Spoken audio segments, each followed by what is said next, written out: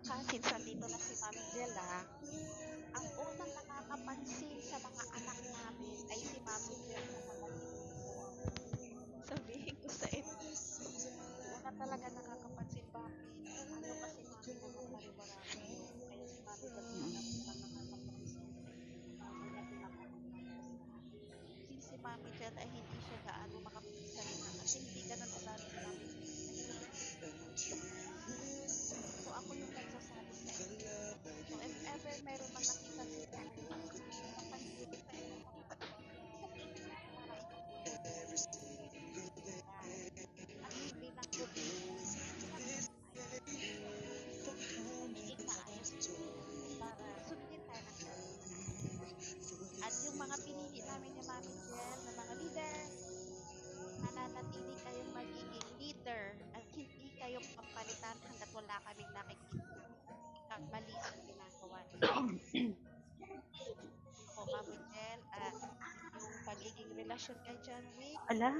kung ano man inyong nagiging dinanas na love quarrel, huwag kayong mag-alala, Mami Jel. Kasi ganito, nag-aaway din yan sila ni Mami Jel. Karamay din ako sa away nila. Pero not all the time. Kasi your relationship is more matured na compared with the others. Kaya minsan, sumasala rin ako sa away nila, nagbibidyo call kami. Minsan madalang lang. Pero nakasettle naman kasi mga matured na kasi sila eh. It means kaya na nilang i-handle. Pero yung relationship nila strong pa rin. Kasi si Mami Jel mahawak ng kanyang pagkakas. At saka pasensyoso si Mami Jel. Saka si Mami Jel kasi mabait. Ayoko si Mami Jel na makasalita ng nakasakit sa membro o ng ating mga anak. Kaya ganyan si Mami Jel. Pero kaya minsan hindi nyo nakikita si Mami Jel. Pero tandaan ninyo, wala man si Mami Jel sa live natin.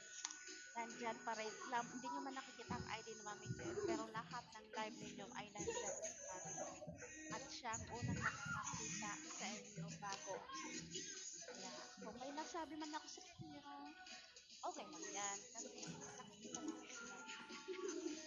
Para magiging kasi i-turn over namin po someday ang aming position sa inyo. Kaya wala pa kami napili. Sana gusto namin yung magiging loyal kayo, yung magiging totoo kayo na NRF na kasi hindi nyo pa kasi naranasan yung giyera na nangyayari sa inyo. Si Mami niya, sa Mami niya yung naranasan nila yan. So, ang ibig sabihin namin, if ever meron mang tatag, ay meron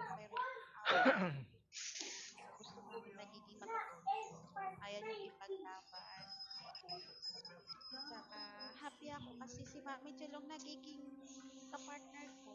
Kasi dati, nung ginuna namin tong NRF, ayaw ko na sana. Kaso siya yung naunang nagsuot ng name tag namin dalawa eh. Sabi niya, Ako ba, Mi? ikaw. On the spot yun eh. On the spot yun eh. Oo. Siya talagang Wala nang... Kasi susuko sana ako. Sabi ko, ayaw ko Mami Jel. Sabi niya, hindi, susuotin mo na to. Kakayanin natin mo. Siya.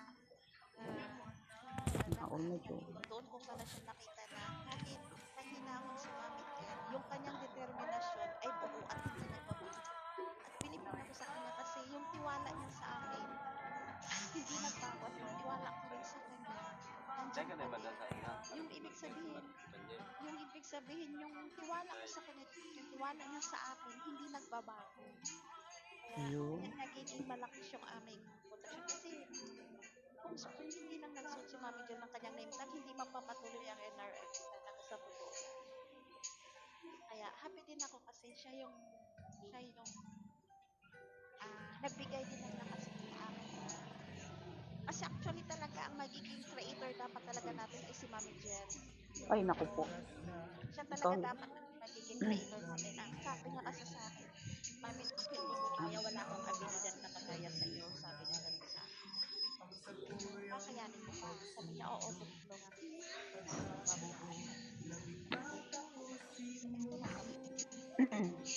ko in-expect sa birthday ni Mami Jel ay nakaabot na tayo ng almost 150 more than ngayon. Ay, ba si Daddy Kyle? Daddy Kyle. Shout out. Mami Jel kasi matagal ko nang kasama. Bakit Mami, ano nga yan, Mi? Oh, ato.